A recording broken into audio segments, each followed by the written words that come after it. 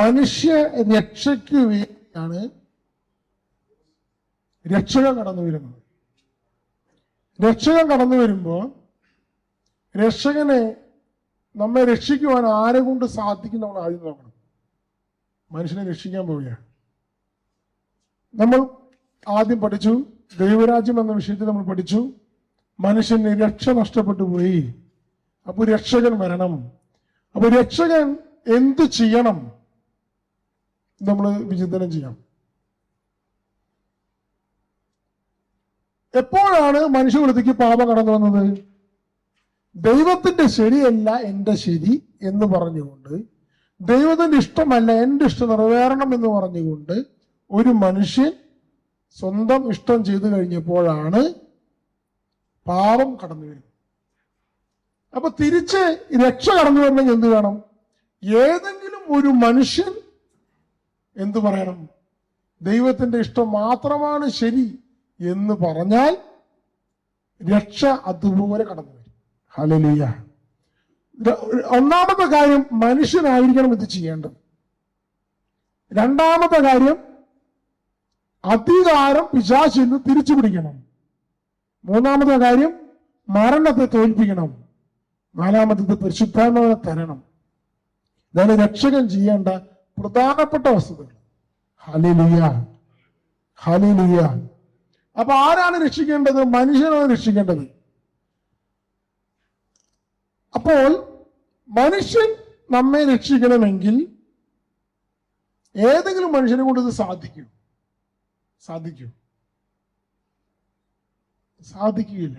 എന്താ കാരണം? ദൈവം ആദത്തിനെ സൃഷ്ടിച്ചത് ഏദൻ തോട്ടത്തിലാണ്. ആദ്യത്തെ മനുഷ്യൻ ഏദൻ തോട്ടത്തിലാണ്. ആ മനുഷ്യൻ ദൈവത്തിന്റെ ഇഷ്ടമനുസരിച്ച് ജീവിച്ചിട്ട് അനശ്വരതയിൽ അമർത്യതയിൽ നിൽക്കുകയാണ്. അവനാണ് ദൈവസന്നിധിയിൽ നിന്ന് താഴേക്ക് വീണു പോയത്. അപ്പോഴാണ് ഏദൻ തോട്ടത്തിന്റെ താഴേക്ക് അനശ്വരതയിൽ നിന്ന് നശ്വരതയിലേക്ക് പ്രപഞ്ചം നിർബന്ധിച്ചത്. അപ്പോൾ വിശുദ്ധമായതിൽ നിന്നുണ്ടാകുന്നതെല്ലാം വിശുദ്ധമാണ്, പരിശുദ്ധമായതിൽ നിന്നുണ്ടാകുന്നതെല്ലാം പരിശുദ്ധമാണ്, അശുദ്ധമായതിൽ നിന്നുണ്ടാകുന്നതെല്ലാം എന്താണ്? അശുദ്ധമാണ്. അപ്പൊ മനുഷ്യനിൽ നിന്ന് വീണ്ടും മനുഷ്യൻ ഉണ്ടാകുമ്പോ പരിശുദ്ധിയിൽ നിന്നാണോ ജനിക്കുന്നത്? അല്ല, മനുഷ്യനിൽ നിന്നാണ് ജനിക്കുന്നത്. മനുഷ്യൻ അശുദ്ധമായി വീണടങ്ങിയ, നശ്വരതയിൽ വീണടങ്ങിയ, അത് ഉണ്ടാകുന്നതെല്ലാം അതേപോലെ നശ്വരങ്ങളും അതേപോലെ തന്നെ അശുദ്ധവുമാണ്. അപ്പൊ ഇങ്ങനെയുള്ളൊരു അശുദ്ധിയെ പറയുന്ന പേര് ഉത്ഭവഭാവം. അപ്പൊ അതൊരു പാപമല്ല, അതൊരു അവസ്ഥയാണ്. ദൈവത്തിന്റെ പരിശുദ്ധി വിട്ടിറങ്ങി വീണിരിക്കുന്നു, ദൈവമായുള്ള ബന്ധം നഷ്ടപ്പെട്ടിരിക്കുന്നു. അങ്ങനെ നഷ്ടപ്പെട്ടവരിൽ നിന്നും ജനിച്ചുകൊണ്ടിരിക്കുന്നു. നശ്വരയിൽ നിന്നും നശ്വരത കടന്നു വന്നിരിക്കുന്നു. അനശ്വരമല്ല, മർത്യതയിൽ നിന്നും മർത്യതയിലേക്ക് വീണുകൊണ്ടിരിക്കുന്നത് ഓരോ മനുഷ്യരും. അപ്പൊ ഇതിന് പറയുന്ന വരെ ഉത്ഭവഭാവം. ഹല്ലേലൂയ. സ്വരമേർത്തി ഹല്ലേലൂയ. ശക്തമായി പറഞ്ഞു ഹല്ലേലൂയ. ഇങ്ങനെയാണ് മനുഷ്യനായിരിക്കുന്നത്. അപ്പൊ മനുഷ്യനിൽ നിന്ന് ഏദൻ തോട്ടത്തിൽ അനശ്വരതയിലായിരിക്കുന്ന ഒരു മനുഷ്യനെ ദൈവത്തിന് ഇഷ്ടമനുസരിച്ച് ജീവിക്കാൻ ദൈവത്തിന് കൂടെ നടന്ന മനുഷ്യന് പറ്റിയില്ലെങ്കിൽ, ദൈവമായുള്ള ബന്ധം നഷ്ടപ്പെട്ടു പോയ ഒരു മനുഷ്യനെ കൊണ്ട് ഇത് പറ്റുന്ന കാര്യമാണോ? അല്ല. ഇനി ദൈവസന്നിധിയിൽ ഇരിക്കുന്ന ഒരു മാലാഖയ്ക്ക് പറ്റുമോ? ഒരു മികാൽ മാലാഖ വിചാരിക്കണം മനുഷ്യനായി ഭൂമിയിലേക്ക് വരാമെന്ന് വിചാരിച്ച് നടക്കുന്ന കാര്യമാണോ? അങ്ങനെ വന്നാൽ പോലും അവന് ദൈവത്തിന് ഇഷ്ടമനുസരിച്ച് ജീവിക്കാൻ പറ്റുമോ? ദൈവത്തെ മുഖാഭിമുഖം കണ്ട മാലാഖമാരിൽ 3 ഗണം വഴി തെറ്റിപ്പോയി. എന്നിട്ട് അവര് വഴി തെറ്റാതിരിക്കാൻ വേണ്ടി ബാക്കിയുള്ളവർ പരിശുദ്ധം എന്ന് പറഞ്ഞാൽ ഇതൊരു ചേർന്ന് നിൽക്കുക. അവർക്ക് ഈ നശ്വരമായ ഭൂമിയിലേക്ക് വന്ന് മനുഷ്യാവതാരം എടുത്ത സ്ഥിതി എന്തായിരിക്കും? ഇത് ആർക്കും സാധ്യമല്ല. ആർക്കേ പറ്റൂ? ദൈവത്തിനെ പറ്റൂ. ആർക്കേ പറ്റൂ? ദൈവത്തിനെ പറ്റൂ. അപ്പോൾ കാലസമ്പൂർണതയിൽ ദൈവം തീരുമാനിക്കുകയാണ്, ഞാൻ തന്നെ നിങ്ങളെ വന്ന് രക്ഷിക്കാം, മനുഷ്യനെ രക്ഷിക്കാം. അപ്പോ ദൈവം അപ്പൊ എന്തു ചെയ്യണം? മനുഷ്യനാണ്. മനുഷ്യന് മാത്രമേ രക്ഷിക്കാൻ പറ്റുള്ളൂ. മനുഷ്യനാവണം. മനുഷ്യൻ എന്ന് പറഞ്ഞാൽ എന്താ അർത്ഥം? മനുഷ്യൻ എന്തൊക്കെയുണ്ട്? ശരീരമുണ്ട്, ആത്മാവുണ്ട്. അപ്പോൾ ഭൂമിയിലേക്ക്, പ്രപഞ്ചത്തിലേക്ക് കടന്നു വരുന്ന ദൈവത്തിന് നമ്മൾ എന്താ പറയാ? പുത്രൻ, വചനം. അപ്പോൾ ഭൂമിയിലേക്ക് കടന്നു വരുന്നത് വചനമാകുന്ന ദൈവമാണെങ്കിൽ മനുഷ്യനാവേണ്ടത് ആരാണ്? വചനമാകുന്ന ദൈവം. വചനമായ ദൈവം അപ്പോൾ ഭൂമിയിലേക്ക് കടന്നു വരികയാണ്, മനുഷ്യാവതാരം എടുക്കാൻ വരികയാണ്. ഇങ്ങനെ കടന്നു വരുന്നതാണ് പുത്രൻ, കടന്നു വരികയാണ്. വചനമായ ദൈവം മനുഷ്യാവതാരം എടുക്കാൻ പോകുക എന്ന് പറയുമ്പോൾ എങ്ങനെയാണ് വരുന്നത്? തന്നെ തന്നെ ശൂന്യനാക്കി ദാസന്റെ രൂപം സ്വീകരിച്ച് ദൈവമായുള്ള സമാധാനം നിലനിർത്തേണ്ട കാര്യമായി പരിഗണിക്കാതെ, ഹല്ലേലൂയ. വചനമായ ദൈവം പിതാവ്, പുത്രൻ, പരിശുദ്ധാത്മാവ്, പിതാവും കൂടെ തുല്യ മഹത്വമാണ്, പരിശുദ്ധാത്മാവും മഹത്വമാണ്, തുല്യരാണ്, ഒക്കെയാണ്, ശരി, സമ്മതിച്ചു. പക്ഷെ പുത്രൻ തമ്പുരാൻ വചനമാവും ദൈവം തീരുമാനിക്കുകയാണ് ദൈവത്വമുള്ള സമാനത നിലനിർത്തേണ്ട കാര്യമായി പരിഗണിക്കാതെ ശൂന്യമാകാൻ. ശൂന്യമായാലും ദൈവം ദൈവമല്ലേ? ദൈവം ദൈവമല്ലേ? ദൈവം ദൈവമല്ലേ? അത് ശൂന്യമാകുന്ന പറഞ്ഞാൽ ദൈവം ഇല്ലാതെയാവാന്നല്ല അർത്ഥം.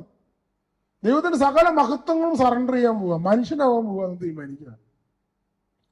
എന്നിട്ട് മനുഷ്യനായി എന്ന് പറഞ്ഞു കഴിഞ്ഞാൽ എന്താ? രണ്ട് കാര്യം ഉണ്ടായിരിക്കണം. ഒന്ന്, മനുഷ്യ ശരീരം ഉണ്ടായിരിക്കണം. രണ്ട്, മനുഷ്യ ആത്മാവ് ഉണ്ടായിരിക്കണം. അങ്ങനെയാണ് മനുഷ്യാവതാരം എടുക്കുന്നത്. അപ്പൊ അതിനു വേണ്ടി ആയിരിക്കാൻ ഒരു സ്ഥലം ചോദിക്കുന്നതാണ് മറിയം, ശരീരം ചോദിക്കുന്നതാണ് മറിയം. അതുപോലെ കന്യകാ മറിയത്തിൽ നിന്ന് ശരീരം സ്വീകരിച്ച്, വിശ്വാസ പ്രമാണത്തിലുള്ളതാണ്, കന്യക ഗർഭം ധരിച്ച്. Hallelujah, hallelujah. ഇപ്പൊ കന്യക എന്താണ്? ഗർഭം ധരിക്കണം, മനുഷ്യനാവണം. മനുഷ്യനാവാനുള്ള കണ്ടീഷൻസ് എന്താ? മനുഷ്യ ശരീരം വേണം. അപ്പൊ ദൈവത്തിന് എത്ര സത്തയുണ്ട്? തൃത്വത്തിൽ എത്ര സത്തയുണ്ട്? ഒറ്റ സത്തയേ ഉള്ളൂ. എന്താ സത്തയുടെ പേര്? ദൈവം, ദൈവിക ഉണ്മ, ദൈവിക സത്ത. മനുഷ്യനായി അവതരിക്കുമ്പോൾ മനുഷ്യനാവണം. അപ്പോ ഏത് സത്യ വേണ്ടേ? മനുഷ്യസത്ത വേണം. വേണ്ടേ? മനുഷ്യസത്ത വേണം. അപ്പോഴേ മനുഷ്യനാവുള്ളൂ. ദൈവമായ പോരാ, മനുഷ്യനാവണം. മനുഷ്യ ശരീരം വേണം, മനുഷ്യ ആത്മാവ് വേണം, ഒരു മനുഷ്യൻ, ഹ്യൂമാനിറ്റി, മനുഷ്യത്വം വേണം. മനുഷ്യത്വം എന്ന് പറയുന്നത് അർത്ഥമ ക്യാരക്ടർ അല്ല, എന്താണ്? സത്തയെ പറയുന്നത്, ഹ്യൂമാനിറ്റി, സത്തയെ പറയുന്നത്. അപ്പൊ ദൈവം മനുഷ്യനായി അവതരിക്കാന്ന് പറയുമ്പോ തന്നെ തന്നെ ശൂന്യനാക്കി. ദൈവമാണ് അവൻ, അവൻ മനുഷ്യനാവാൻ തീരുമാനിച്ചു. അവനെ പ്രത്യേകം മനുഷ്യനാവാൻ തീരുമാനിച്ചു. അപ്പൊ മനുഷ്യനാവണമെങ്കിൽ സത്ത കിട്ടണം. സത്ത കിട്ടണമെങ്കിൽ മനുഷ്യൻ എന്ന് പറയുന്നത് എപ്പോഴുണ്ടാവുന്നത് രണ്ട് കാര്യത്തിലുണ്ടാവുന്നു. ഒന്നാമത്തെ കാര്യം എന്താ? മണ്ണുകൊണ്ട് മെനഞ്ഞപ്പോ മനുഷ്യനായി, അല്ലേ? ആദം അങ്ങനെ ഉണ്ടായത്, മണ്ണുകൊണ്ട് മെനഞ്ഞിട്ട്. രണ്ടാമത് മനുഷ്യനാവാനുള്ള സൂത്രം വഴി എന്താ? മനുഷ്യനിൽ നിന്ന് ജനിച്ചൊക്കെ മനുഷ്യരാണ്. ഹല്ലേലൂയ. അപ്പോൾ ദൈവം ഇതിന് ഏത് വഴി ഉദ്ദേശിക്കുന്നത്? വീണ്ടും മണ്ണുകൊണ്ട് മെനഞ്ഞിട്ടൊരു മനുഷ്യനാവാനാണ് ഉദ്ദേശിക്കുന്നത്? അല്ല. കാരണം അത് ആദമാണ് തെറ്റ് ചെയ്തത്. അപ്പൊ അതിന്റെ പരമ്പരയിൽ കിട്ടും. സ്ത്രീയുടെ സന്തതി ആയിരിക്കണം ആദ്യത്തെ കണ്ടീഷൻ. എന്താണ് സ്ത്രീയുടെ സന്തതി എന്നാണ് ആദത്തോട് പറഞ്ഞത്, അല്ലെ? ആദവും അവനും പറയുന്നത്, നീയും സ്ത്രീയും തമ്മിലും നീയും സ്ത്രീ പിശാചിന്റെ സന്തതിയും തമ്മിൽ, അങ്ങനെയാണ് പറയുന്നത്. Praise the Lord. അപ്പൊ ഒന്നാമത്തെ കണ്ടീഷൻ സ്ത്രീയുടെ സന്തതി. രണ്ടാമത്തെ കണ്ടീഷൻ അബ്രാഹത്തിന്റെ സന്തതി. അബ്രാഹത്തിന് കൊടുത്ത വാഗ്ദാനം, നിന്റെ സന്തതി മൂലം അനുഗ്രഹിക്കപ്പെടും. അബ്രാഹത്തിന് കൊടുത്തൊരു വാഗ്ദാനമാണ്, നിന്റെ സന്തതിയായിരിക്കും. മൂന്നാമതൊരു കണ്ടീഷൻ ദാവീദിന് കൊടുത്ത വാഗ്ദാന. അബ്രാഹത്തിന്റെ പരമ്പരയിൽപ്പെട്ട ദാവീദിനോട് പറഞ്ഞു, നിന്റെ പുത്രൻ എല്ലാ കാലത്തും രാജാവായിരിക്കും. ദാവീദിനും കിട്ടിയ സമ്മാനം. അതാണ് പരമ്പര. അവസാനം ആരിൽ നിന്ന് ജനിച്ചു? ദാവീദിന്റെ സന്തതിയിൽ നിന്ന് ജനിച്ചു. എവിടെയത് പറയുന്നത്? റോമാക്കാർക്ക് ലേഖനം 1:3. റോമ 1:3. പൗലോസ്ലീഹ മറിയത്തെ വിശേഷിപ്പിക്കുന്ന ഇപ്രകാരം, ദാവീദിന്റെ സന്തതി. ദാവീദിന്റെ സന്തതിയിൽ നിന്ന് ജനിച്ചു. ഹല്ലേലൂയ. പറഞ്ഞു വന്നെന്താ? ഈ മനുഷ്യത്വത്തിന് ഒരു ക്രമമുണ്ട്. മനുഷ്യനിൽ നിന്ന് തന്നെ വരണം. ആ ക്രമം അവിടെ വരുന്നുണ്ട്. Praise the Lord, praise the Lord. അപ്പോൾ ഈ കന്യകാ മറിയത്തിൽ നിന്ന് ഒരു ശരീരം സ്വീകരിച്ചേ പറ്റൂ. മനസ്സിലാവുന്നുണ്ടോ? ഈ ശരീരം സ്വീകരിക്കുമ്പോൾ എന്ത് സംഭവിക്കും? മനുഷ്യ ശരീരം സ്വീകരിക്കുമ്പോൾ മനുഷ്യ ആത്മാവിനെയും ആധാരം ചെയ്തു. കാരണം മനുഷ്യനാവണമെങ്കിൽ എന്ത് വേണം? ശരീരവും വേണം, ആത്മാവിന് വേണം. ഇപ്പോൾ എന്താ സംഭവിച്ചിരിക്കുന്നത്? പുത്രനായ ദൈവം, വചനമാവുന്ന ദൈവം, ദൈവമാണ്. കന്യകാമറിയത്തിൽ നിന്ന് ശരീരം സ്വീകരിച്ചു. കന്യകാമറിയത്തിൽ നിന്ന് ശരീരം സ്വീകരിച്ചപ്പോൾ തന്നെ ഒരു മനുഷ്യാത്മാവിനെയും സ്വീകരിച്ചു. വചനമാവുന്ന ദൈവത്തിൽ അപ്പൊ എന്തുണ്ട്? ശരീരമുണ്ട്, മനുഷ്യശരീരമുണ്ട്, മനുഷ്യാത്മാവുണ്ട്. ഇതാണ് മനുഷ്യൻ, ഇതാണ് യേശു ക്രിസ്തു. അപ്പോൾ ഈ മനുഷ്യന് സ്വന്തമായൊരു ഇഷ്ടമുണ്ട്, ഹിതം, മനസ്സ്, അതുമുണ്ട്. കാരണം എന്താ? ദൈവത്തിന്റെ ശരിയല്ല ശരി, എന്റെ ശരിയാണ് ശരി എന്ന് പറഞ്ഞതാണ് ആദ്യം ചെയ്യുന്ന തെറ്റ്. അപ്പോൾ ഏതൊരു മനുഷ്യനാണോ ദൈവത്തിന്റെ ശരിയാണ് ശരി, അത് മാത്രമാണ് ശരി എന്ന് പറയുന്നത്, അവിടെയാണ് രക്ഷ കടന്നു വരിക.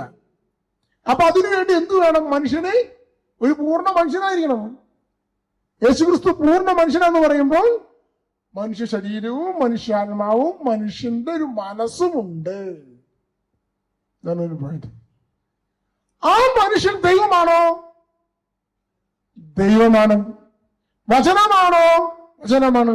വചനം സ്വർഗം വിട്ടിറങ്ങി കന്യകാമറിയത്തിൽ ആവസിച്ച് മനുഷ്യ ശരീരവും മനുഷ്യാത്മാവും മാനുഷിക മനസ്സും സ്വീകരിച്ചത് കംപ്ലീറ്റ് ഒരു മനുഷ്യൻ. ഇപ്പോൾ കന്യകാമറിയത്തിന്റെ ഉദരത്തിൽ ഒരു കുട്ടിയുണ്ട്, മനുഷ്യക്കുട്ടി. ആ മനുഷ്യക്കുട്ടി ദൈവമാണ്. ആ കുഞ്ഞിനെ മറിയം പ്രസവിച്ചു.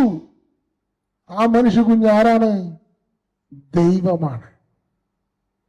ഭൂമിയിൽ ജീവിച്ചു വെറും പച്ച മനുഷ്യനാണ് ഭൂമിയിൽ ജീവിച്ചു പോണത്. അവൻ കരയുന്നു, വിശക്കുന്നു, അവൻ ഉറങ്ങുന്നു, അവൻ മനുഷ്യനാണ്. മനുഷ്യൻ ആരാണ്? ദൈവമാണ്. അവൻ കുരിശിൽ കിടന്ന് വേദന സഹിച്ച് പിടയുന്നു, പിടഞ്ഞു മരിക്കുന്നു. ആ പിടഞ്ഞു മരിക്കുന്നത് ആരാണ്? ദൈവമാണ്. ഇതാണ് ക്രിസ്ത്യാനിറ്റി. മനസ്സിലാവുന്നുണ്ടോ? അപ്പോൾ ഇങ്ങനെ ഒരു മനുഷ്യൻ എന്റെ ഹിതമല്ല, പച്ച മനുഷ്യനായിട്ട് തീരുമാനിക്കണം. എന്റെ ഹിതമല്ല, നിന്റെ ഹിതം നിറവേറട്ടെ എന്ന് പറയുന്നിടത്താണ് രക്ഷ തിരിച്ചു കിട്ടുന്നത്. അപ്പൊ ആദ്യം പരാജയപ്പെട്ടത്, ആദ്യമാണ് മനുഷ്യൻ. യേശു സ്വയം എന്താ പറയുന്നത്? മനുഷ്യപുത്രൻ. അപ്പോൾ ഈ മനുഷ്യപുത്രന്റെ പ്രത്യേകത എന്താ? പിശാചിന് അവന്റെ മേൽ അധികാരമില്ല. കാരണം പാപമില്ല. അതുകൊണ്ട് പിശാചുകളെ പുറത്താക്കാൻ ആ മനുഷ്യന് അധികാരമുണ്ട്. കാരണം ഭൂമിയുടെ മേൽ അധികാരം ആർക്കാണ്? മനുഷ്യനാണ്. ആ മനുഷ്യന്റെ മേൽ പിശാചിന് അധികാരമില്ലാത്തത് കൊണ്ട് ആ മനുഷ്യന് അധികാരമുണ്ട്. പാപം മോചിക്കാൻ അധികാരമുണ്ട് ആ മനുഷ്യന്. അതുകൊണ്ട് തളർവാദ രോഗി സുഖപ്പെടുത്തിയിട്ട് യേശു മോചിക്കുവാൻ മനുഷ്യപുത്രനും അധികാരമുണ്ടെന്നറിയേണ്ടതിന് കിടക്കയും എടുത്ത് എഴുന്നേറ്റ് നടക്കുക. മാർക്കോസ് 2:7. അതിന്റെ പോയിന്റ് ശ്രദ്ധിച്ചോ? ദൈവത്തിന് മാത്രമേ പാപം മോചിക്കാൻ സാധിക്കൂ എന്ന് പറയുമ്പോൾ ദൈവത്തിന് മാത്രമല്ല മനുഷ്യപുത്രനും ഈ അധികാരമുണ്ട്. കാരണം മനുഷ്യപുത്രന് ദൈവം ആദത്തിനെ സൃഷ്ടിച്ചത് അധികാരം കൊടുത്തിട്ടാണ്. പിശാചിനല്ല അധികാരം കൊടുത്തത്, ദൈവം കൊടുത്തിട്ടില്ല പിശാചിന് അധികാരം. അപ്പൊ പിശാചിന് അധികാരമില്ലാത്ത മനുഷ്യനുണ്ടായാൽ മതി. ആ പിശാചിന് അധികാരമില്ലാത്ത ഒരു മനുഷ്യൻ എന്ന് പറഞ്ഞാൽ മനുഷ്യപുത്രൻ യേശുക്രിസ്തുവാണ്. യേശുക്രിസ്തു ദൈവം എന്ന നിലയ്ക്കല്ല, മനുഷ്യപുത്രൻ എന്ന നിലയ്ക്ക് പോലും പിശാചിനെ പുറത്താക്കാനും പാപമോചിക്കാനും അധികാരമുള്ള ഒരേ ഒരു വ്യക്തി യേശുക്രിസ്തുവാണ്. ഹല്ലേലൂയ. ഇനി ഭൂമിയിൽ ജീവിക്കുമ്പോൾ യേശുക്രിസ്തുവിന്റെ സ്വപ്നം എന്താണ്? ആഗ്രഹം എന്താണ്? ദൈവത്തിന്റെ ഹിതം ഭൂമി നിറവൻ. പിതാവിന്റെ ഇഷ്ടം എന്തോ അത് തന്നെ പുത്രന്റെ ഇഷ്ടം. അതാണ് അനുസരണം. അവൻ തന്നെ താഴ്ത്തി, കുരിശും മരണത്തോളം തന്നെ താഴ്ത്തി. ഈ താഴ്ത്തന്നെ പറയുന്ന പേര് കെനോസിസ്. ആ വാക്ക് കെനോസിസ്. ദൈവമായിരിക്കും തന്നെ ശൂന്യവൽക്കരിച്ച് ഇറങ്ങി വന്ന് തന്നെ താഴ്ത്തി, കുരിശും മരണത്തോളം താഴ്ത്തി എന്ന് പറയുന്നതിന് പ്രയോഗിക്കുന്ന പദപ്രയോഗമാണ് കെനോസിസ്. ശൂന്യവൽക്കരണത്തിന് പറയുന്ന പദം. ഇതാണ് അനുസരണത്തിന്റെ പ്രധാനം. അനുസരണത്തിന് ഭയങ്കര പ്രാധാന്യമാണ് സഭയിൽ. കാരണം എന്തിനനുസരിക്കുന്നത്?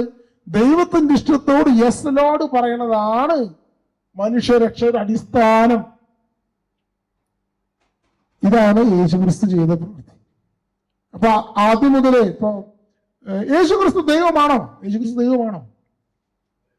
അതെ, എങ്ങനെ നമുക്ക് മനസ്സിലാക്കാൻ സാധിക്കും യേശുക്രിസ്തു ദൈവമാണെന്ന്? യേശുക്രിസ്തു ബൈബിളിൽ ഇങ്ങനെ പറയുന്നു, യോഹന്നാന്റെ സുവിശേഷത്തിലെ യോഹന്നാൻ 1:8 1:18 എന്താ പറയുന്നത്? നമ്മൾ ആദ്യം വചനം ഉണ്ടായിരുന്നു, വചനം ദൈവത്തിലൂടെയായിരുന്നു, വചനം ദൈവമായിരുന്നു എന്ന് വ്യക്തമായി പറഞ്ഞിട്ട് വരുന്നത്. പിന്നെ എന്താ പറയുക? വചനം മാംസമായി നമ്മുടെ ഉള്ളിൽ വസിച്ചു. എന്നിട്ട് യോഹന്നാൻ സ്ലീഹ ഇത് വ്യക്തമായി പറയുന്ന ഇപ്രകാരമാണ്. യോഹന്നാൻ 1:18 ഇതിനെ പറ്റി പറയുകയാണ്, ദൈവത്തെ ആരും ഒരിക്കലും കണ്ടിട്ടില്ല,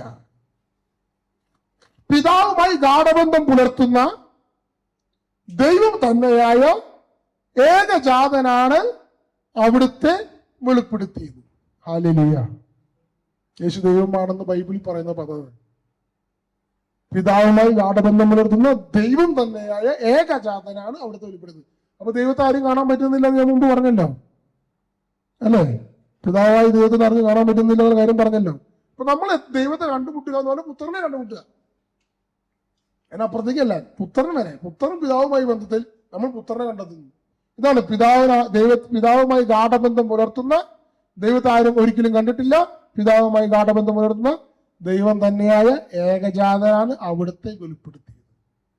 അതുകൊണ്ട് പീലിപ്പോസ് ഞങ്ങൾക്ക് പിതാവിനെ കാണിച്ചു തരിക എന്ന് പറഞ്ഞപ്പോൾ യേശുക്രിസ്തു എന്ന് പറഞ്ഞത്, എന്നെ കാണുന്നവൻ പിതാവിനെ കാണും, എന്നിലൂടെ ആരും പിതാവിനെ എത്തുന്നില്ല. അതാണ് ട്രൂത്ത്. അപ്പൊ ഇതാണ് യേശു ദൈവമാണെന്ന് എവിടെ പറഞ്ഞിരുന്നത്? ബൈബിളിൽ പറഞ്ഞ ഒരു വചനം. പലയിടത്തും പിന്നെ പൗലോസ് ലേഖനത്തിലൊക്കെ യേശു ദൈവമാണെന്ന് പറയുന്ന കാര്യങ്ങളുണ്ട്. ഇനി യേശു പറഞ്ഞിട്ടുണ്ടോ എന്നാണ് ചോദിക്കുന്നത്. ചിലർ ചോദിക്കാറുണ്ട്, ഞാൻ ദൈവമാണ്, എന്നെ ആരാധിക്കുമെന്ന് യേശു പറഞ്ഞിട്ടുണ്ടോ?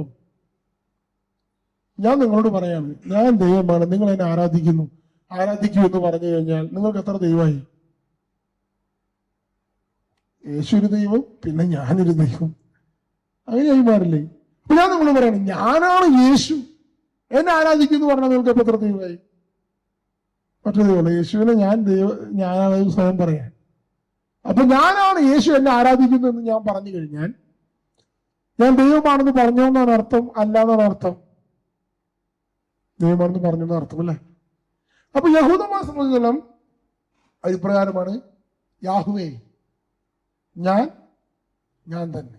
പുറപ്പാട് 3:14. യേശു പറഞ്ഞു എന്നറിയാമോ?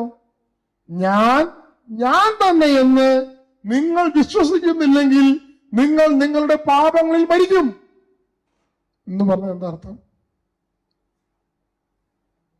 ഞാൻ യാഹുവയാണെന്ന് നിങ്ങൾ വിശ്വസിക്കുന്നില്ലെങ്കിൽ നിങ്ങൾ നിങ്ങളുടെ പാപങ്ങളിൽ മരിക്കും എന്നാണ് യേശു പറഞ്ഞത്.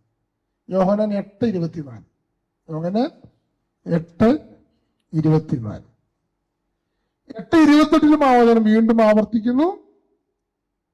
നിങ്ങൾ മനുഷ്യപുത്രനെ ഉയർത്തിക്കഴിയുമ്പോൾ ഞാൻ തന്നെ എന്നും ഞാൻ സ്വമേധയൊന്നും പ്രവർത്തിക്കുന്നില്ല, എന്നെ പഠിപ്പിച്ചത് ഇക്കാര്യങ്ങൾ ഞാൻ സംസാരിക്കുന്നു നിങ്ങൾ മനസ്സിലാക്കും. Hallelujah, hallelujah, hallelujah. അപ്പൊ യേശു ഈ ബന്ധം പറയുന്നത് യോഹന്നാൻ സുവിശേഷം 5-ാം അധ്യായത്തിൽ വെച്ച് പറയുന്നത് കേൾക്കാം. അവിടെ മുതലേ കേൾക്കാം.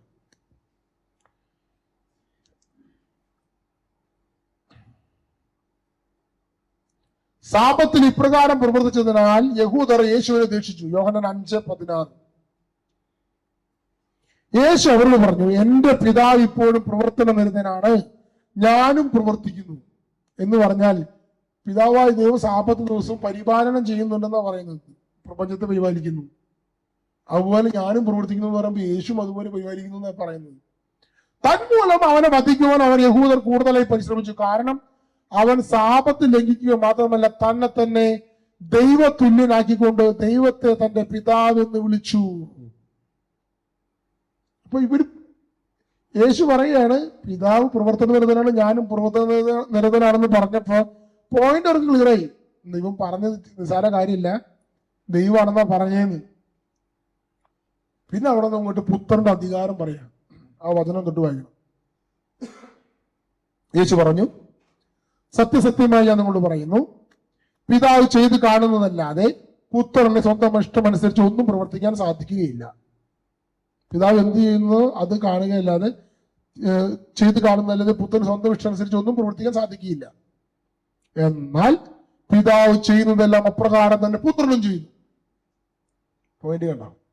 പിതാവ് ചെയ്യുന്നതെല്ലാം അപ്രകാരം തന്നെ പുത്രനും ചെയ്യുന്നു. പിതാവ് എന്തൊക്കെ ചെയ്യും? പ്രപഞ്ചം സൃഷ്ടിക്കുന്നു, അതൊക്കെ പുത്രനും ചെയ്യുന്നു. കാരണം ഇവർക്ക് ഒരു വില്ലേ ഉള്ളൂ, അതുകൊണ്ടാണ്.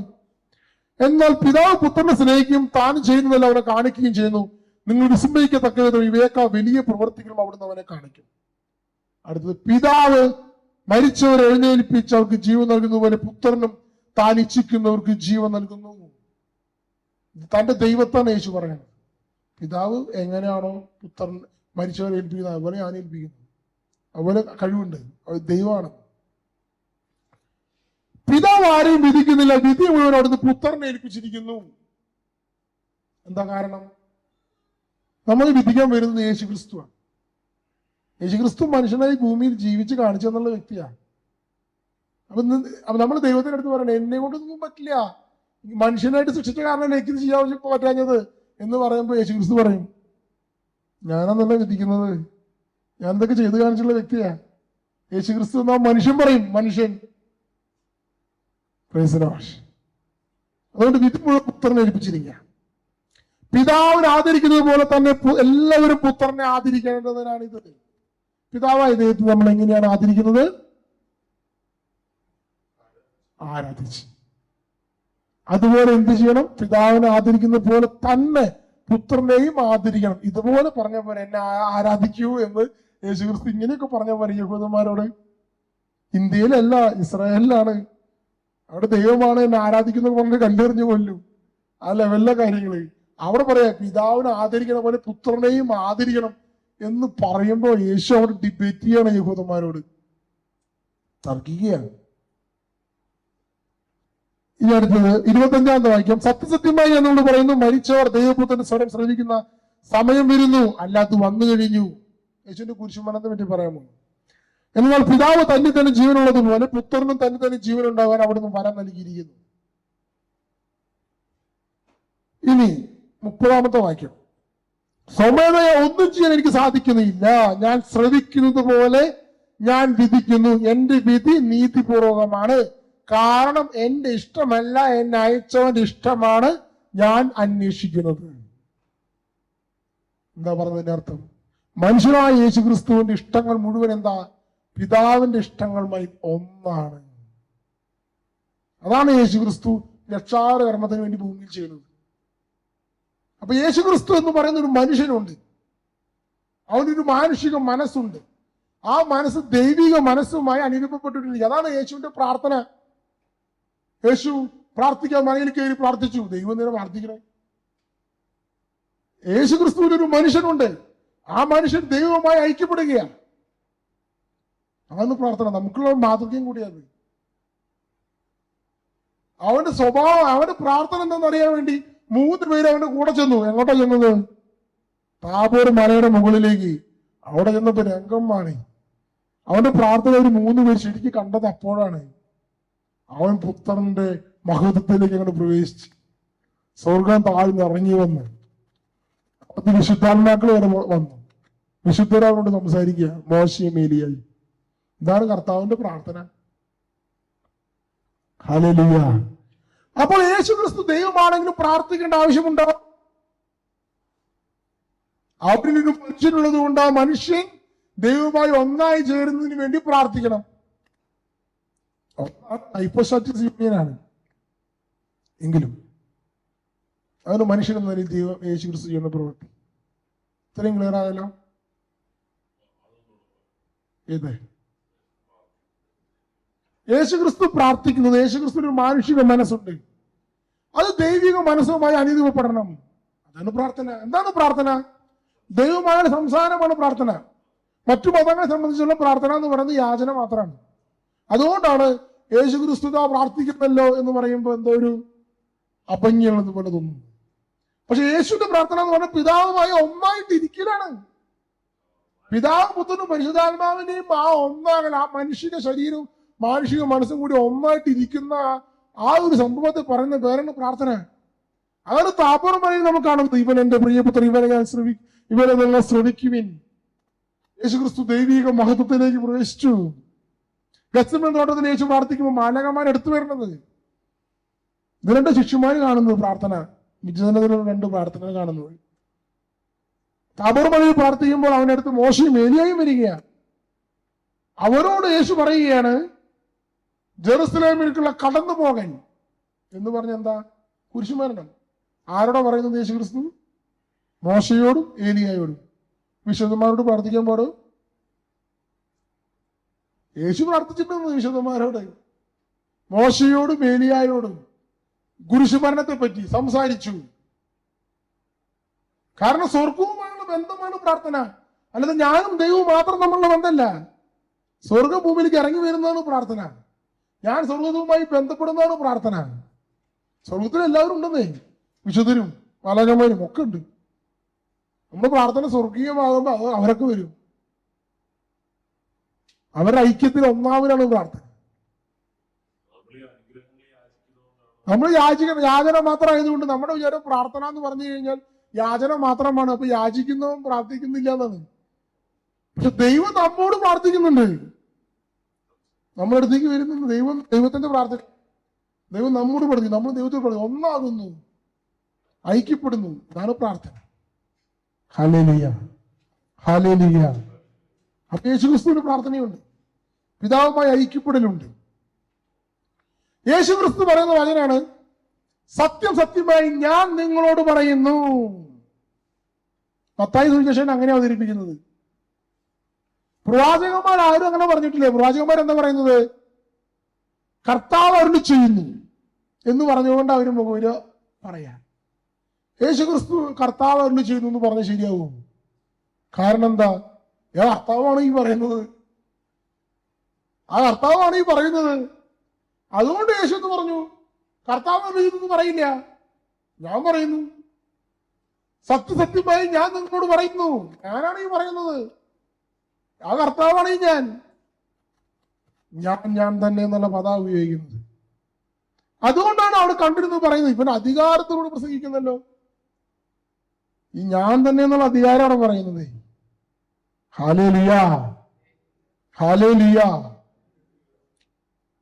അപ്പോൾ യേശുവിനെ പിടിക്കാൻ വരുമ്പോൾ, ഗെത്സമേൻ തോട്ടത്തിൽ വെച്ച് യേശുവിനെ പിടിക്കാൻ വരുമ്പോൾ എന്ത് സംഭവിച്ചത്?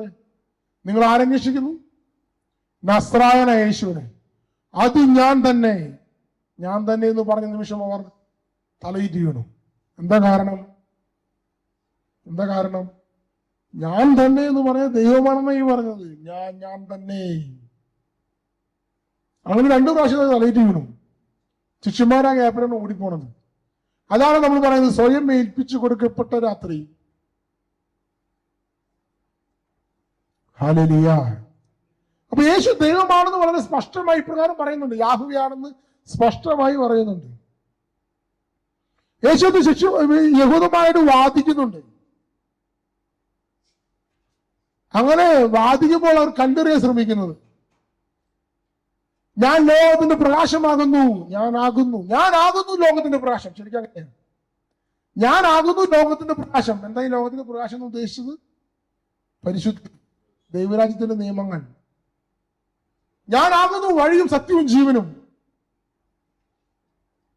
ഞാനാകുന്നു ജീവന്റെ അപ്പം. യേശു ഇങ്ങനെ പറയുകയാണ്. അപ്പോൾ ഈ ഒരു 8ാം അധ്യായത്തിൽ എത്തുമ്പോൾ ഈ യഹൂദന്മാരുമായി തർക്കമാണ്. ആ തർക്കം എന്ന് പറയുമ്പോൾ യേശു പറയുന്നുണ്ട്, നിങ്ങൾ താഴെ നിന്നുള്ളവരാണ്, ഞാൻ മുകളിൽ നിന്നുള്ളവനും. നിങ്ങൾ ഈ ലോകത്തിൻ്റെതാണ്, ഞാൻ ഈ ലോകത്തിൻ്റെതല്ല. നിങ്ങൾ നിങ്ങളുടെ പാപങ്ങൾ മരിക്കുമെന്ന് ഞാൻ നിങ്ങൾ പറഞ്ഞു. എന്നാൽ ഞാൻ തന്നെ എന്ന് നിങ്ങൾ വിശ്വസിക്കുന്നില്ല. ഇല്ലെങ്കിൽ നിങ്ങൾ നിങ്ങളുടെ പാപങ്ങളിൽ മരിക്കും. ഞാൻ തന്നെ. 8:28 പറഞ്ഞു. യോഹന്നാൻ 8:28 പറയുകയാണ് ഇതേപോലെ തന്നെ ഞാൻ തന്നെ. ഉടനെ യഹൂദന്മാര് തർക്കിക്കുകയാണ്, ദൈവം യേശുക്രിസ്തുവുമായിട്ട് തർക്കിക്കുകയാണ്. തർക്കിക്കുമ്പോൾ അവസാനം പറയുന്നുണ്ട് 58-ാമത്തെ വചനം, സത്യസത്യമായി എന്ന് പറയുന്നു, അബ്രാഹാം ഉണ്ടാകുന്നതിന് മുമ്പ് ഞാൻ ഉണ്ട്. ഏകോയ്മി, ഇതിനെ പറയുന്നതിന് ഏകോയ്മി. ഗ്രീക്കില് ഞാനാകുന്നു എന്ന് പറയുന്നത് ഏഗോ എമി. നമ്മൾ കാണാൻ സാധിക്കും പുറപ്പാട് 3:14 സെപ്റ്റിജിന്റ് ബൈബിളില് ഏഗോ എമി. അപ്പൊ അത് ഇവിടെ യോഹന്നാന്റെ സുവിശേഷത്തിൽ ഇവിടെയൊക്കെ ഏഗോ എമി എന്ന് എഴുതിച്ചാണ്. ഞാനാകുന്നു, ഗ്രീക്ക് മൂലത്തില് ഞാനാകുന്നു എന്ന് എഴുതിയിരിക്കുകയാണ്. അപ്പൊ അവസാനം അബ്രാഹത്തിന് മുമ്പേ ഏഗോ എമി. അപ്പോൾ അവർ അവനെ എറിയാൻ കല്ലുകൾ എടുത്തു. കാരണം അവൻ ദൈവമാണെന്നാണ് പറയുന്നത്. അബ്രാഹത്തിന് മുമ്പുള്ള ദൈവം എന്ന് പറയുന്നത് എറിയാൻ കല്ലുകൾ എടുത്തു. യേശു ക്രിസ്തു ദേവാലയത്തിൽ നിന്ന് മറഞ്ഞു. Praise Lord. ഇതാണ് ഇതിന്റെ യേശു ക്രിസ്തു ദൈവമാണെന്ന് പറയുന്നത്. യേശു ക്രിസ്തു മനുഷ്യനാണെന്ന് ഞാൻ പറഞ്ഞു. അവൻ അബ്രാഹത്തിന്റെ സന്തതി, അവൻ സ്ത്രീയുടെ സന്തതി, ദാവീദിന്റെ സന്തതി എന്ന് പറഞ്ഞാൽ മറിയത്തിന്റെ സന്തതി. സ്ത്രീയിൽ നിന്ന് ശരീരമെടുത്ത് ഗർഭം ധരിച്ചു. ഹല്ലേലൂയ. ഇനി അടുത്തത്, ദൈവമാണ് ഇങ്ങനെ ഒരു മനുഷ്യനായി തീർന്നിരിക്കുന്നത്. ദൈവത്തിന് മനുഷ്യന്റെ ഇഷ്ടം ദൈവത്തിന് ഇഷ്ടവുമായി അനുരൂപപ്പെടുത്തി. അതിന്റെ ഫലമായി കുരിശുമരണം, ലോകത്തിന്റെ മുഴുവൻ സഹനങ്ങൾ, ക്ലേശങ്ങൾ മുഴുവൻ അവന് വേണ്ടി വരും. നശ്വരത്വം മുഴുവൻ കടന്നു വരിക ക്രിസ്തുവിലേക്ക്. ഇങ്ങനെ കടന്നു വരുന്നതിന്റെ ഫലമാണ് കുരിശുമരണം. കുരിശുമരണത്തിലൂടെ യേശു ക്രിസ്തു മരിക്കുകയാണ്. മരണത്തെ തോൽപ്പിക്കുന്നത് എങ്ങനെയാ നമ്മൾ അറിയണം. മരണത്തെ തോൽപ്പിക്കാൻ പോയ ക്രിസ്തു. യേശു ക്രിസ്തു കുരിശുമ്മ കിടക്കുമ്പോൾ ദൈവമാണോ മനുഷ്യനാണോ? പൂർണ്ണ ദൈവവും പൂർണ്ണ മനുഷ്യനുമാണ്. ദൈവവചനമായി വ്യാപരിച്ചിരുന്നു. അങ്ങനെ ആ സ്പോട്ടിൽ വെച്ചത്, മരിക്കുന്ന സ്പോട്ടിൽ യേശു ക്രിസ്തുവിന്റെ ശരീരത്തിൽ നിന്ന് ആത്മാവ് വേർപെട്ടു. യേശു ക്രിസ്തുവിന്റെ ശരീരത്തിൽ നിന്ന് ആത്മാവ് വേർപെട്ടു. രണ്ടും രണ്ടായി. ശരീരം വേറെ, ആത്മാവ് വേറെ. അപ്പൊ ദൈവം ആരുടെ കൂടെ നിൽക്കും? വചനമാകുന്ന ദൈവം ആരുടെ കൂടെ നിൽക്കും? ശരീരത്തിന്റെ കൂടെ നിൽക്കും, ആത്മാവിന്റെ കൂടെ നിൽക്കും.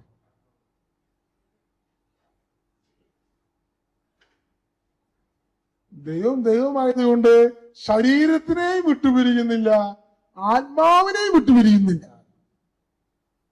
ഇതാണ് എന്റെ ഉത്തരം. ശരീരത്തിനെയും വിട്ടുപിരിയുന്നില്ല, ആത്മാവിനെയും വിട്ടുപിരിയുന്നില്ല. അപ്പൊ മൃതശരീരം, യേശു ക്രിസ്തുവിന്റെ മൃതശരീരം കല്ലറയിൽ സംസ്കരിച്ചു. ആ മൃതശരീരത്തിൽ ആരുണ്ട്? ദൈവമുണ്ട്, ദൈവവചനമുണ്ട്. ആത്മാവ് പാതാളത്തിലേക്ക് ചെന്നിറങ്ങി. ആ ആത്മാവിനും ആരുണ്ട്? ദൈവവചനമുണ്ട്. വിട്ടുപിരിയുന്നില്ല. ശരീരത്തെ വിട്ടുപിരിയില്ല, ആത്മാവിന് വിട്ടുപിരിയും. അതുകൊണ്ട് പൗരസ്ത്യ സഭയിലെ ആ കീർത്തനങ്ങളിൽ അഭിപ്രായമുണ്ട്, നിശബ്ദമായിരിക്കുക ഈ ദുഃഖ ശനിയാഴ്ച പ്രാർത്ഥനയില്. കാരണം ദൈവം ഉറങ്ങുന്നു. ആ ശരീരത്തിലും ആരുണ്ട്? ദൈവവചനം വ്യാപരിക്കുക. ആത്മാവിലും ദൈവവചനം വ്യാപരിക്കുക. അപ്പോൾ ആ ദൈവവചനം പാതാളത്തിൽ ചെന്നപ്പോ, പാതാളത്തിൽ കുറെ ആത്മാക്കളുണ്ട് അല്ലേ? ആത്മാക്കൾ ചെന്ന് അവിടെ അടുത്ത് ചെന്നപ്പോ അവരോട് പറഞ്ഞു, ഇതാ സമയമായി, രക്ഷ പൂർത്തീകരിക്കപ്പെട്ടിരിക്കുന്നു, സുവിശേഷം പ്രസംഗിക്കപ്പെട്ടു. അവിടെ സുവിശേഷം ആരാണ്? ക്രിസ്തു. യേശു ക്രിസ്തു എവിടെയുണ്ടോ, ജീവന്റെ വൃക്ഷം എവിടെയുണ്ടോ അതിനെയാണ് പറുദീസ എന്ന് പറയുന്നത് അല്ലേ? അപ്പൊ യേശു ക്രിസ്തു എവിടെയുണ്ടോ അവിടെയാണ് ദൈവരാജ്യം. അതാണ് പറുദീസ. അപ്പൊ യേശു ക്രിസ്തു എവിടെയുണ്ട്? യേശു ക്രിസ്തു കുരിശുമേലുണ്ട്, മരിക്കുന്നുണ്ട്. അതുകൊണ്ടാണ് നല്ല ആളുകൾ പറയുന്നത്, നീ എന്നോട് കൂടെ പറുദീസയിലായിരിക്കും. യേശു ക്രിസ്തു കടന്നതിലെന്ത് പറുദീസയാ? അപ്പൊ പാതാളം ഒരു പറുദീസയായി മാറുകയാണ് എപ്പോൾ? യേശു അവിടേക്ക് വരുമ്പോൾ, പാതാളത്തിലേക്ക് വരുമ്പോൾ. അനിൽക്കൊടുത്തോട്ടം പാസ്റ്റർ പാതാള പറുദീസ എന്നുള്ള വാക്കുപയോഗിച്ച് ഒരു ഡിബേറ്റ് ചെയ്തപ്പോൾ നമ്മൾ കേട്ടിട്ടുണ്ടായിരിക്കും. അത് പെന്തക്കോസ്ത് വിശ്വാസമല്ല ഈ പറഞ്ഞ പാതാള പറുദീസ എന്നുള്ള വാക്ക്. പക്ഷെ പഴയ ആ പുസ്തകങ്ങളിൽ റെഫർ ചെയ്തപ്പോൾ അങ്ങനെ സംഭവം കണ്ടപ്പോൾ ആള് പറഞ്ഞു, പെന്തക്കോസ്തുകാർ മുഴുവൻ ആൾക്കെതിരെ ക്ലബ് ഹൗസിലുണ്ടായ ഒരു വിഷയം.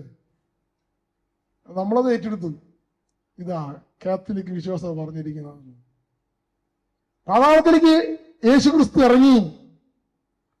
അപ്പോൾ ദൈവവചനം അവിടെ ഇറങ്ങി വന്നപ്പോൾ അത് സ്വർഗമായി മാറാണ് പാതാളം. അപ്പോൾ ഇങ്ങനെ പറയുന്നത്, ആദം യേശുവിനെ വരവേറ്റു. എങ്ങനെ വരവേറ്റു? ആ പാട്ടാണ് നമ്മൾ വിശുദ്ധ കുർബാനയ്ക്ക് മധ്യ പാടുന്നത്. സർവാധിപനം കർത്താവേ, നിന്നെ വണങ്ങി നമിക്കുന്നു ഈശ്വനാഥ, വിനയമോടെ നിന്നെ പുകഴ്ത്തുന്നു, നിന്നെ നമിച്ച് പുകഴ്ത്തുന്നു. പിന്നെന്താ പറഞ്ഞത്? നീ ഞങ്ങളുടെ ശരീരങ്ങളെ ഉയർപ്പിക്കുന്നവനും ആത്മാക്കളെ രക്ഷിക്കുന്നവനുമാകുന്നുവല്ലോ. ഇതാണ് ആദ്യത്തിന്റെ പാട്ട്, സർവാധിപനം കർത്താവ് എന്നുള്ള പാട്ട്. അവിടെയാണ് യേശു ക്രിസ്തുവിന്റെ പാതാളത്തിലുള്ള വരവ്. അവരോട് സൂചിച്ചിട്ട് പ്രസംഗിച്ചു കഴിഞ്ഞപ്പോൾ എത്ര നേരം പിടിച്ചെടുക്കാൻ പറ്റും? സൃഷ്ടി കഴിഞ്ഞ ഒരു ദിവസത്തെ വിശ്രമം, രക്ഷ കഴിഞ്ഞ ഒരു ദിവസത്തെ വിശ്രമം, വെള്ളി ശനി ഞായർ ഒരു ദിവസം വിശ്രമം. സാബത്ത് കഴിഞ്ഞപ്പോൾ യേശു ക്രിസ്തു അവിടെ നിന്ന് വരികയാണ്. എവിടെ നിന്ന്? പാതാളത്തിൽ നിന്ന് കർത്താവിന്റെ ആത്മാവ് വരുന്നു, കല്ലറയിൽ നിന്ന് ശരീരം വരുന്നു. കാരണം അതിൽ ദൈവം ഇരിക്കുക. എന്റെ ആത്മാവിനെ അംഗീകാരങ്ങളിൽ എന്താ വചനം? അങ്ങന്റെ ആത്മാവിനെ പാതാളത്തിൽ തള്ളുകയില്ല, അങ്ങനെ പരിശുദ്ധൻ അഴിഞ്ഞു പോകാൻ അനുവദിക്കുകയുമില്ല. ആ വചനമാണ് യേശു ക്രിസ്തുവിന്റെ ശരീരത്തിലും. അവിടെയും ദൈവം നിൽക്കുന്നു, ഇവിടെയും വിട്ടുപോകുന്നു. അത് ഒന്നാക്കപ്പെടുന്നു. ശരീരവും ആത്മാവും ചേർന്ന് ഒന്നാക്കപ്പെടുന്നു. യേശു ക്രിസ്തുവിന്റെ ഉയർപ്പ്. അങ്ങനെ പാതാളം പൊളിഞ്ഞു. പാതാളത്തിൽ പോയ ഒരു ആത്മാവ് തിരിച്ചു വന്നിരിക്കുന്നു. പാതാളത്തേക്ക് പോയ ഒരു മനുഷ്യാത്മാവ് തിരിച്ചു വന്നിരിക്കുന്നു. അതുവരെ പാതാളത്തിൽ പോകുന്നത് നാശമാണ്. ഇതാ പാതാളത്തിൽ പോയ ഒരു ആത്മാവ്, മനുഷ്യാത്മാവ് തിരിച്ചു വന്നു. ആരുടെ ആത്മാവ്? യേശു ക്രിസ്തു ആത്മാവ്. അതുകൊണ്ട് അവിടെയുള്ള വിശുദ്ധരെല്ലാം, വിശുദ്ധര് മാത്രം, പാതാളത്തിലുള്ള വിശുദ്ധരെല്ലാം പുറത്തേക്ക് ഇറങ്ങി വന്നു. അതുകൊണ്ടാണ് പ്രേതാലയങ്ങൾ തുറക്കപ്പെട്ടു. കുറെ ആത്മാക്കൾ കുറെ പേർക്ക് പ്രത്യക്ഷപ്പെട്ടു. ഹല്ലേലൂയ. യേശു ക്രിസ്തുവിന്റെ ശരീരത്തിൽ ഈ ആത്മാക്കളെല്ലാം ശേഖരിക്കപ്പെടുകയാണ്. കൊളോസസ് 3:3 എന്താ വചനം? കൊളോസസ് 3:3 നിങ്ങൾ മൃതി അടയുമ്പോൾ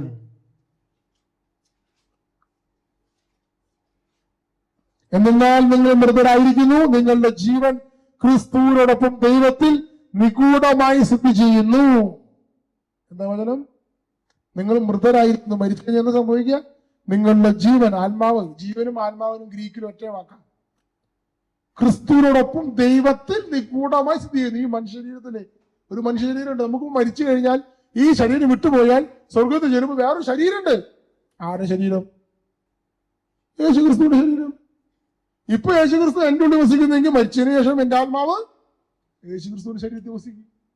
അതാണ് ഞാൻ നിങ്ങൾക്ക് സ്ഥലം ഒരുക്കാൻ പോകുന്നു. യോഹന്നാൻ 14:1 പറയാം, ഞാൻ നിങ്ങൾക്ക് വാസസ്ഥലം ഒരുക്കാൻ പോകുന്നു എന്ന് പറഞ്ഞ് ബിൽഡിംഗ് പണിയാനല്ല പോണത്. പെന്തക്കോസ്തുകാർ അതിനൊക്കെ ബിൽഡിംഗ് ആക്കി വെച്ചിരിക്കുന്നത്. കുറെ കെട്ടിടങ്ങളും റൂമുകളൊക്കെ ഉണ്ടായിരിക്കും എന്നൊക്കെ ഒരു പറയാലേ. അതല്ല, നാളെ സ്കെറ്റോളജി പറയുമ്പോൾ പറയാം. യേശുവിന്റെ ശരീരമാണ്, അതിൽ മുറിവുകളാണ്, അവിടെ നിഗൂഢമായി സ്ഥിതി ചെയ്യുന്നു. നമ്മുടെ ജീവനായ ക്രിസ്തു പ്രതിഷ്ഠനാകുമ്പോൾ അവന്റെ കൂടെ നിങ്ങളും മഹത്വത്തിൽ പ്രതിഷ്ഠപ്പെടും. യേശുവിന്റെ 2ാം വരവിലെ യേശു ക്രിസ്തുവിൻ നിഗൂഢമായി സ്ഥിതി ചെയ്യുന്ന ആത്മാക്കൾ കടന്നു വരും. അതാണ് യൂദായുടെ ലേഖനത്തിന്റെ വിശുദ്ധരുടെ കൂടെ കടന്നു വരും എന്ന് പറയാനുള്ള കാരണം. Praise the Lord. അപ്പോൾ യേശു ക്രിസ്തുവിന്റെ ആത്മാവും യേശു ക്രിസ്തുവിന്റെ ശരീരവും ഒന്നാക്കപ്പെട്ടു. അതാണ് ഉയർപ്പ്. അപ്പൊ ഇതിനെ പറയുന്ന പേരാണ് ദൈവം എന്തുകൊണ്ടാ ഈ ശരീരത്തെയും ആത്മാവിനെയും വിട്ടുപോകാതെ പിരിയാകുന്നത്? Hypostatic യൂണിയനാണ്, ഒന്നാക്കപ്പെട്ട union. വേർതിരിക്കാൻ പറ്റാത്തത്, മിക്സ് ചെയ്യാൻ പറ്റാത്തത്. അതിന് പറയാ ദൈവം മനുഷ്യനായി ഒന്നിച്ചു നിന്നപ്പോൾ പൂർണ്ണ ദൈവം പൂർണ്ണ മനുഷ്യനായി. അത് ഹൈപ്പോസ്റ്റാറ്റിക് യൂണിയനായി. അത് മിക്സിംഗ് അല്ല, മിശ്രിതമല്ല. കുറച്ചു ഭാഗം ദൈവം, ഈ യേശു ക്രിസ്തുവിന്റെ തല മുതൽ വയറുവരെ ദൈവം, കാലു മുതൽ അങ്ങോട്ട് മനുഷ്യൻ, അങ്ങനെയല്ല. അല്ല ഇടക്ക് ദൈവം വരുന്നു, ഇടക്ക് ദൈവം പോകുന്നു, അങ്ങനെയല്ല.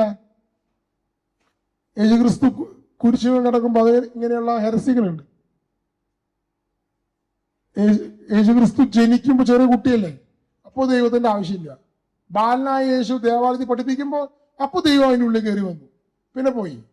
പിന്നെ 30-ാം വയസ്സിൽ സ്നാപകമാണെന്ന് മാമോസ് സ്വീകരിക്കുന്ന സമയത്ത് ദൈവം അവനുള്ളിൽ കയറുന്നു വന്നു. കുരിശുവും മരിക്കണം തൊട്ട് മുമ്പ് ഗെത്സമനെ നടത്തി വെച്ചിട്ട് ദൈവം അവന് വിട്ടുപോയി. അതുകൊണ്ടാണ് യേശു ക്രിസ്തു എന്റെ ദൈവം എന്തുകൊണ്ട് എന്നെ ഉപേക്ഷിച്ചെന്ന് പറഞ്ഞത് എന്ന് പറയാ. എന്നിട്ട് പിന്നെ ഉയർക്കുന്ന സമയത്ത് വീണ്ടും തിരിച്ചു വന്നു. ഇങ്ങനെ സ്വിച്ചിട്ട പോലെ പൂലും വരലായിട്ടാണ് പെന്തക്കോസ്തുകാർ ഇതിനെ കാണുന്നത്. ഇതൊക്കെ ഓരോ ഹെരസികളാണ്, ഹെരസികളും പറയാം. പക്ഷെ യേശുക്രിസ്തു തമ്മിലുള്ള ഹൈപ്പോസ്റ്റാറ്റിക് യൂണിയൻ, ആ മനുഷ്യരീരത്തെ വിട്ട് ദൈവം വചനം വിട്ടുപോകുന്നില്ല, ചേർന്നിരിക്കുക. എപ്പോ മുതലേ? മറിയത്തിന്റെ ഹൃദയത്തിൽ ഉരുവാകുന്ന നിമിഷം മുതൽ ആ മനുഷ്യ ശരീരത്തെ ദൈവവചനം വിട്ടുപോയിട്ടില്ല. ഇപ്പൊ സ്വർഗത്തിലിരിക്കുമ്പോൾ അങ്ങനെ തന്നെ ഒരു മനുഷ്യന്റെ സ്വർഗത്തിലുണ്ട്, വിട്ടുപോയിട്ടില്ല. ഹല്ലേലൂയ, സ്വരമുയർത്തി ഹല്ലേലൂയ, ശക്തിയോടെ ഹല്ലേലൂയ. ഇപ്പൊ എന്താ സംഭവിച്ചത്? ഇവിടെ എന്താ സംഭവിച്ചത്? മറിയത്തിന്റെ ഉദരത്തിൽ ഉരുവാകുന്ന നിമിഷത്തിൽ യേശുക്രിസ്തു പൂർണ്ണ ദൈവവും പൂർണ്ണ മനുഷ്യനുമാണ്. അത് ഹൈപ്പോസ്റ്റാറ്റിക് യൂണിയനിൽ ഒന്നാക്കപ്പെട്ടിരിക്കുന്നു. മനസ്സിലായോ? കുരിശ് മരിക്കുമ്പോ ആ ദൈവം മരിക്കുകയാണ്, അവിടെ ദൈവം മരിക്കുകയാണ്. അപ്പോഴും ദൈവവചനം വിട്ടുപോകുന്നില്ല, ഉയർത്തെഴുന്നേൽക്കുമ്പോഴും വിട്ടുപോകുന്നില്ല. മൃതശരീരം, തിരുമൃത ശരീരം കല്ലറയിൽ കിടക്കുമ്പോഴും ആത്മാവ് പാതാളത്തിൽ പോയപ്പോഴും വിട്ടുപോയിട്ടില്ല. അതിനെ പറയുന്നവർ ഹൈപ്പോസ്റ്റാറ്റിക് യൂണിയൻ. ഇതാണ് പൂർണ്ണ ദൈവം പൂർണ്ണ മനുഷ്യൻ എന്ന് പറഞ്ഞ അർത്ഥം. അല്ലെങ്കിൽ പൂർണ്ണ ദൈവം പൂർണ്ണ മനുഷ്യനാവില്ല. 100% മനുഷ്യൻ, 100% ദൈവം എന്ന് പറഞ്ഞ പിന്നെ എങ്ങനെയാ ആവുക? പകുതി പകുതി. അപ്പൊ അതിന് പറഞ്ഞ ഹൈപ്പോസ്റ്റാറ്റിക് യൂണിയൻ. ഹല്ലേലൂയ. അത് ഞാൻ ചെറിയ ഉദാഹരണം എടുത്തു. എന്റെ ആത്മാവ് ശരീരം മുഴുവനാണ്, എന്റെ ശരീരം മുഴുവനാണ്. ഇത് പൂർണ്ണല്ലേ?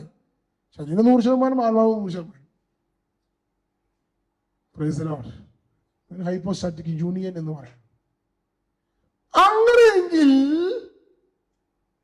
തിരിച്ചൊരു എഴുതി, അങ്ങനെയെങ്കിൽ മറിയത്തിന്റെ ഉദയത്തിൽ ഉരുവായിരിക്കുന്ന കുഞ്ഞ് ദൈവമാണോ അല്ലയോ?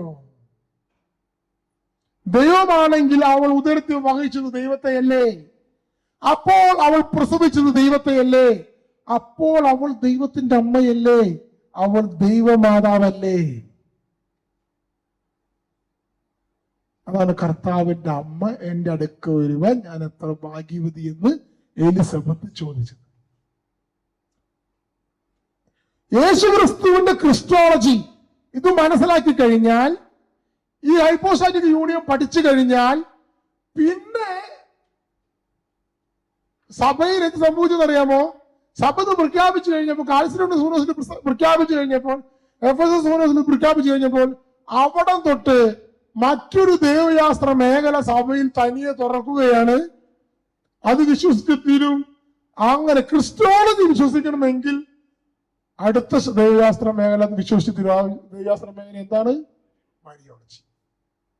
ഇവിടെയാണ് പരിശുദ്ധ മറിയം ഇങ്ങനെ ആയിരുന്നല്ലേ എന്നുള്ള കാര്യം സഭ മനസ്സിലാക്കുന്നത്. ക്രിസ്തു ഇതാണെന്ന് മനസ്സിലാക്കിയപ്പോൾ, സഭപിതാക്കന്മാര് ക്രിസ്തു ഇതാണെന്ന് മനസ്സിലാക്കിയപ്പോൾ, ഇപ്പൊ മറിയം ആരാണെന്ന് മനസ്സിലാക്കുക. പിന്നെ ഹല്ലേലൂയ, യേശുവേ നന്ദി, യേശുവേ സ്തുതി. ഒരു നിമിഷം കണ്ണുകൾ അടയ്ക്കാം. കർത്താവായ ഈശോ മിശിഹ നമുക്ക് വേണ്ടി രക്ഷപ്രദാനം ചെയ്ത് നമ്മെ മുന്നോട്ട് സ്വർഗത്തിലേക്ക് ആനയിക്കുന്നതിന് വേണ്ടി, കുരിശിൽ പാടുപിഴകൾ സഹിക്കുന്നതിന് വേണ്ടി മനുഷ്യനായി ഭൂമിയിൽ ഇറങ്ങി വന്നു. കർത്താവേ, അങ്ങനെ മനുഷ്യാവതാര രഹസ്യം ധ്യാനിക്കുമ്പോൾ ഞങ്ങളെ രക്ഷയെ ഞങ്ങൾ ധ്യാനിക്കുക. അങ്ങ് കുരിശിൽ മരണമേറ്റെടുത്തതിനെ ഓർത്ത്, സഹിച്ചതിനെ ഓർത്ത്, ഞങ്ങൾക്ക് വേണ്ടി മരണത്തെ തോൽപ്പിച്ചതിനെ ഓർത്ത് നന്ദി പറയുന്നു. ഇന്നും സ്വർഗത്തിൽ ഞങ്ങൾക്ക് വേണ്ടി ഒരു മധ്യസ്ഥനുണ്ട്, മനുഷ്യനായ യേശുക്രിസ്തു. ദൈവത്തിന് മനുഷ്യർക്കുണ്ടെങ്കിൽ ഒരു മധ്യസ്ഥനേ ഉള്ളൂ, മനുഷ്യനായ യേശുക്രിസ്തു. ഓ ജീസസ്, അങ്ങ് മനുഷ്യകുലത്തെ സ്വർഗത്തോട് നിരപ്പിച്ചു. നന്ദി പറയാം.